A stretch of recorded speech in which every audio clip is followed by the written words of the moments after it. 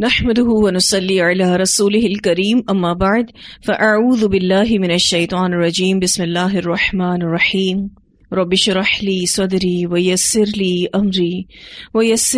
امري واحلل عقدة من لساني يفقهوا قولي رب زدني علما اللهم فقهنا في الدين اللهم انا نسألك حبك وحب من يحبك والعمل الذي يبلغنا حبك اللهم ارزقنا اخلاص الہی آمین۔ لیسن نمبر 23 سورۃ البقرہ آیت نمبر 164 سے لے کر 171 تک۔ اس لیسن کو ہم نے آیت نمبر 169 تک مکمل کر لیا ہے، آگے سے شروع کریں گے انشاءاللہ۔ اللہ سبحانہ تعالیٰ فرماتے ہیں وَإِذَا قِيلَ لَهُمْ، اور جب کہا جاتا ہے ان کے لیے، اتبعوا پیروی کرو، ما انزل اللہ اس کی جو اتارا اللہ نے، قولوا وہ کہتے ہیں، بلکہ نتبعو ہم پیروی کریں گے، ما اس کی جو الفینا پایا ہم نے، علیہ اس پر، آباءنا اپنے آبا و اجداد کو۔ الفینا کا جو لفظ ہے لام فا واو سے ہے، معنی اتفاقاً یا از خود کسی چیز کو پانا، بائی چانس کسی چیز کو پانا۔ جب ان سے کہا جاتا ہے کہ اللہ تعالیٰ نے جو نازل کیا ہے اس کی پیروی کرو، تو وہ کہتے ہیں کہ ہم تو پیروی کریں گے اپنے آبا و اجداد کی۔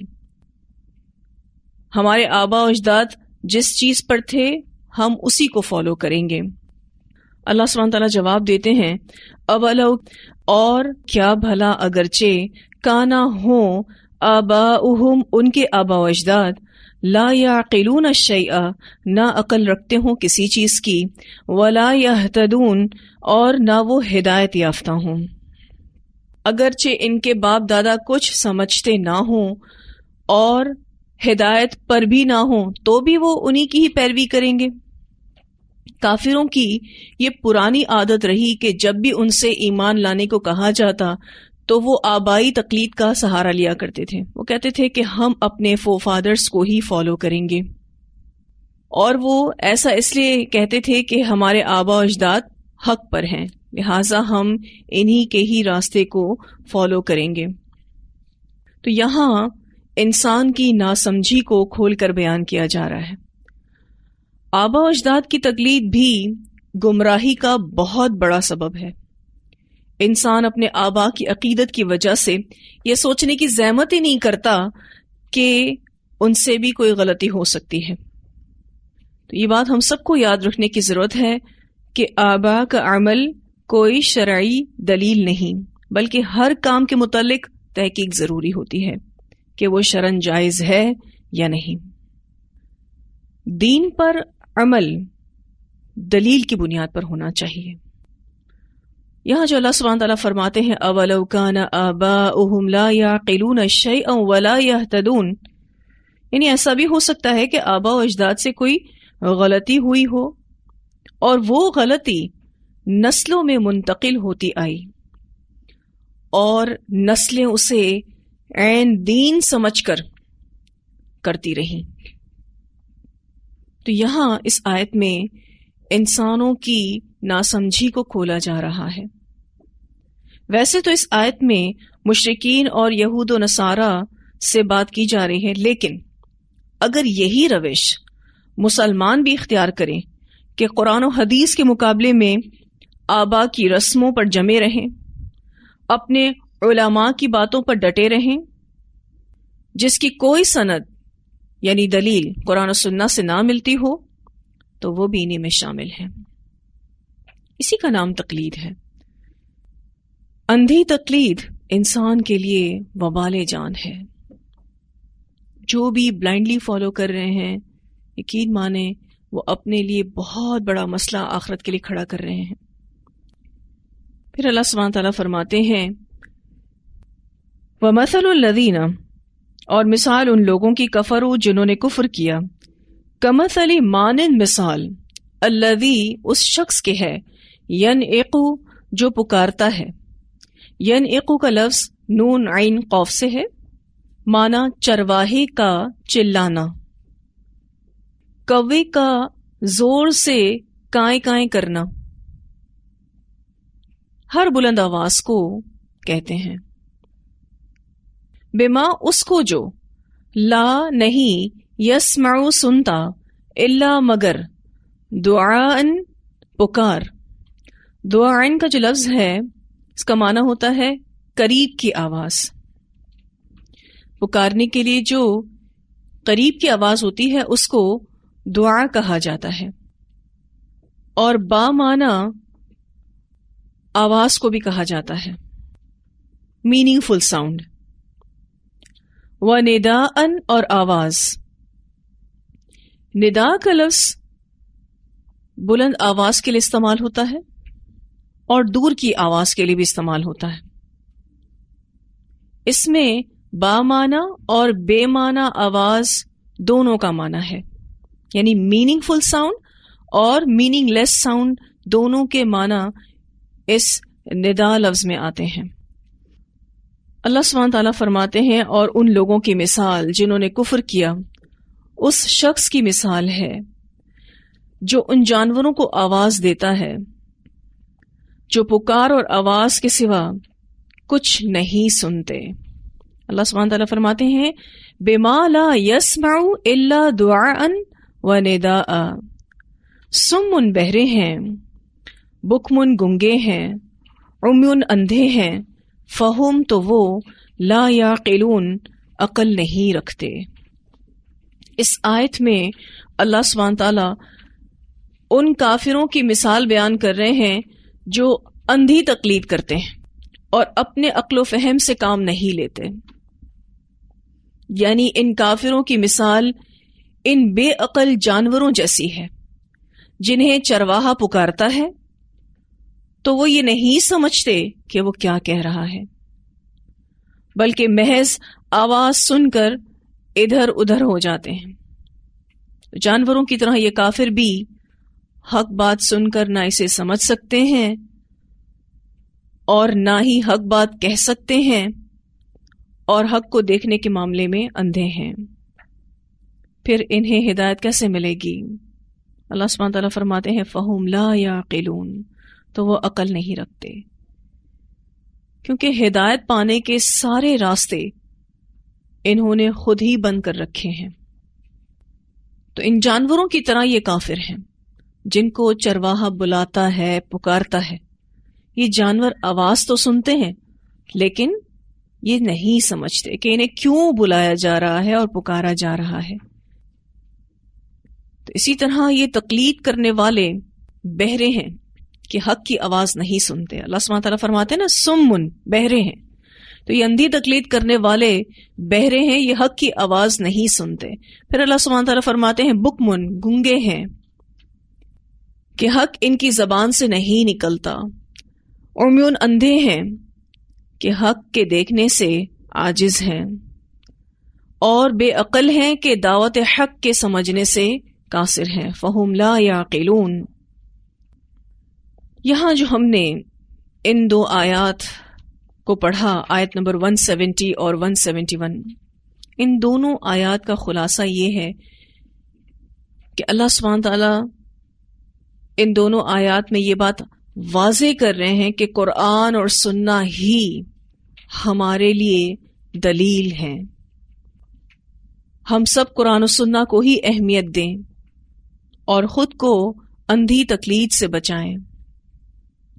दुनिया में किसी भी इंसान की बात सुनने और उसकी पैरवी करने से पहले आंख और कान खोलकर देख लेना चाहिए कि वो हमें किससे जोड़ रहा है, क्या चीज बता रहा है, कहां से बता रहा है, किस तरफ ले जा रहा है। तो अपनी अक्लों को जगा कर रखना है।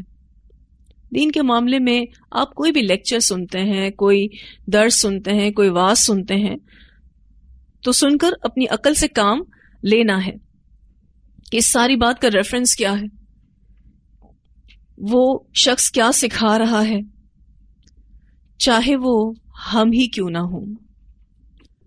हमें भी आप तनकीदी निगाह से دیکھا کریں.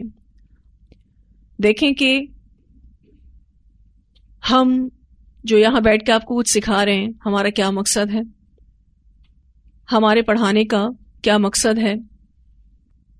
آپ یہ سوچا کریں کہ یہ ہمیں کیا سکھا رہی ہیں، کیا یہ اللہ کی محبت دے رہی ہیں یا دنیا کی محبت ہمارے اندر ڈال رہی ہیں، یا یہ دنیا کی طرف ہمیں لے کر جا رہی ہیں، یقین کی طرف لے کر جا رہی ہیں یا شک میں مبتلا کر رہی ہیں. کیونکہ یہ چیکنگ بہت ضروری ہے. کہنے والا ہر شخص درست نہیں ہوتا. اس کو آپ اس مثال سے سمجھ سکتے ہیں. مثلا اگر آپ ایک سڑک پر چل رہے ہیں اور آپ کہیں جو میرے آگے چل رہا ہے میں اس کو فالو کرتا جاؤں اور میں منزل پر پہنچ جاؤں گا، کیا یہ ممکن ہے؟ تو ممکن نہیں ہے. کوئی بھی شخص اگر ایسا کرے گا تو وہ اپنی منزل مقصود پر نہیں پہنچ سکتا. اس کو جہاں جانا ہے اس کا راستہ اس کو معلوم ہونا چاہیے. تو اصل دین حاصل کرنا ہے. اس کے لیے تحقیق کا مادہ اپنے ساتھ ہمیشہ رکھنا ہے. آپ کو بہت سے علماء ملیں گے، لیکن سوال یہ پیدا ہوتا ہے کہ صحیح عالم کون ہے؟ صحیح عالم وہ ہے جو قرآن اور سنہ کی اشاعت کرے، آپ کو قرآن و سنہ سے جوڑے، جو لوگوں کو دنیا کی محبت سے نکال کر اللہ کی محبت دے، جو شخص سے یقین کی طرف لے جائے اور لوگوں کی سوچ سے حقیر چیزوں کو نکال کر اعلیٰ چیزوں کی طرف لے کر جائے اور وہ خود بھی باعمل ہو. یہ ہے سچا عالم، یہ ہے مستند عالم. پہلی بات جو میں نے کہی آپ سے کہ وہ قرآن اور سنہ کی طرف بلانے والا ہو. دوسری بات دنیا کی محبت نکال کر اللہ کی محبت دلانے والا ہو، شک سے یقین کی طرف لے کر جائے، یعنی کنفیوژنز دور کرے، اور جو بھی حقیر سوچیں اس انسان کے اندر ہو اس کو نکال کر اعلیٰ سوچوں کی طرف مائل کرے، خود بھی بعمل ہو. تو پھر آپ ایسے عالم کو فالو کر سکتے ہیں. دیکھیے یہ بات یاد رکھنے کی ضرورت ہے کہ ہمارا دین کسی انسان یا جماعت کا وفادار ہونے کا نہیں سکھاتا. ہمارا دین اللہ کا وفادار ہونا سکھاتا ہے. اور بہت سارے لوگ کل قیامت کے دن اس پچھتاوے سے گزریں گے کہ ہم نے فلاں کی پیروی کیوں کی. پچھلی آیات میں ہم نے یہی پڑھا تھا کہ کیا لیڈرز کہہ رہے ہوں گے اور کیا فالوورز کہہ رہے ہوں گے. تو اس پچھتاوے سے خود کو بچانا ہے اور کبھی بھی اندھی تقلید نہیں کرنی ہے. اس پچھتاوے سے بچنے کی فکر آج ہم نے اس دنیا میں کرنی ہے. کیوں ہم کسی کی خاطر اپنی آخرت کو برباد کریں؟ کیوں ہم کسی کی خاطر اپنے اللہ کو ناراض کریں؟ تو حق اور باطل کا فرق معلوم کرنا ہم سب پر لازم ہے. اللہ نے ہم سب کو عقل دی ہے، شعور دیا ہے، ہم سب کو محنت کرنی ہے دین سیکھنے میں اور پھر اس پر پورے شعور کے ساتھ عمل کرنا ہے. تو دین کا معیار دو چیزیں، قرآن و سنہ، تیسری اور کوئی چیز نہیں. اور نبی اکرم صلی اللہ علیہ وسلم نے ان دونوں چیزوں کے بارے میں ہمیں بتا دیا ہے کہ اگر تم ان دونوں چیزوں کو تھامے رکھو گے کبھی گمراہ نہیں ہوگے. یہاں آبا و اجداد کی تقلید کی بھی بات ہوئی. دیکھیں اگر ہمارے والدین، ہمارے آبا و اجداد قرآن و سنہ کے پیروکار ہیں تو ہم بھی ان کی پیروی کر سکتے ہیں، اس میں کوئی حرج کی بات نہیں. لیکن اگر وہ قرآن و سنہ کے پیروکار نہیں تو ان کی اندھی تقلید نقصان دہ ہوگی اور یہ گمراہی کی علامت ہے. صرف یہ کہہ کر کہ ہمارے والد ایسا کہتے ہیں تو ہم مجبور ہیں کرنے کے لیے، کل قیامت کے دن اللہ تعالیٰ کو یہ کہہ کر تو ہم نجات نہیں پائیں گے.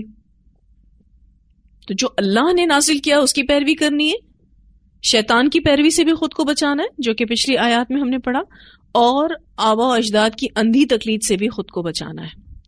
ویسے ہم دنیاوی معاملات میں اپنے آبا و اجداد کو فالو نہیں کرتے. مثلا کوئی بھی اپنی نانی دادی جیسا لباس نہیں پہنتا، کوئی بھی اپنی نانی دادی جیسے شوق نہیں رکھتا، اپنے آبا و اجداد کے طور طریقے پر شادی بیاہ کے طریقے نہیں اپناتا. یعنی جو اپنی مرضی ہوتی ہے انسان وہی کرتا ہے. وہاں تو ہم یہ نہیں کہتے کہ آبا و اجداد کی پیروی کریں گے، وہاں ساری عقیدتیں ہم بھول جاتے ہیں. گو کہ اگر اس میں پیروی کی بھی جائے تو اس سے آخرت کا کوئی نقصان نہیں. لیکن جہاں بات دین کی آتی ہے تو وہاں ہم کہتے ہیں کہ ہم اپنے فادرز کو نہیں چھوڑ سکتے. تو خود سے ہمیشہ اس سوال کو کرتے رہنا ہے کہ کیا ہم بکریوں کی طرح زندگی گزارنا چاہتے ہیں؟ کیونکہ اللہ تعالیٰ نے یہاں پر ان اندھی تقلید کرنے والے کفار کو بکریوں سے تشبیہ دیا ہے، ان بے عقل جانوروں سے تشبیہ دیا ہے کہ وہ بس چرواہے کی آواز کے پیچھے چلتے رہتے ہیں. ان کو یہ کچھ نہیں پتا چرواہا کیا کہہ رہا ہے، ان کو تو یہ کچھ بھی نہیں پتا کہ چرواہا ان کو کھانا کھلانے کے لیے بلا رہا ہے یا پھر ذبح کرنے کے لیے بلا رہا ہے. ان کو تو یہ بھی نہیں پتا کہ ان کا مالک ان کو لے کہاں جا رہا ہے. کتنی بہترین مثال سے اللہ سبحانہ تعالیٰ نے اندھی تقلید کو سمجھایا ہے. اور آپ دیکھیے یہ آنکھیں بند کر کے جینا بھی کوئی جینا ہے، کتنی بڑی نادانی ہے، کتنی بڑی بے وقوفی ہے. دنیا میں ہم کوئی چیز خریدتے ہیں، مثلا کوئی لباس خریدتے ہیں تو جیسے تیسے نہیں خریدتے، باقاعدہ تحقیق کے ساتھ خریدتے ہیں. کوئی کھانا کھاتے ہیں تو جیسے تیسے نہیں کھاتے، باقاعدہ دیکھ بھال کے کھاتے ہیں. لیکن جہاں بات دین کی آتی ہے تو کون محنت کرے، کون پڑھے، کون ریفرنس ڈھونڈے. ایون آپ دیکھیے کہ بغیر ریفرنس کی بات ایک تو خود لیتے ہیں پھر آگے بھی فارورڈ کرتے ہیں. یعنی خود کا تو نقصان کیا ہی کیا، آپ جانے اور کتنے لوگوں کا نقصان کر دیا. اور عوام کی نفسیات تو یہی ہے، وہ تحقیق نہیں کرتی کہ پتہ نہیں یہ بات ٹھیک بھی ہے یا نہیں، وہ آگے فارورڈ کر دیتے ہیں. تو ایک غیر مسنون بات ہماری ذات سے آگے بڑھ گئی. اب بتائیے یہ کہاں سے صدقہ جاریہ ہوگا؟ یہ تو گناہ جاریہ ہے. تو شعور والی زندگی جینی ہے. یہاں الحمدللہ ہمارے یہ لیسن مکمل ہوا. ان آیات کی تلاوت سنتے ہیں.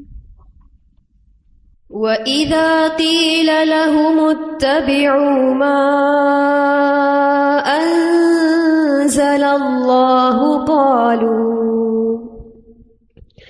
قَالُوا بَلْ نَتَّبِعُ مَا أَلْفَيْنَا عَلَيْهِ آبَاءَنَا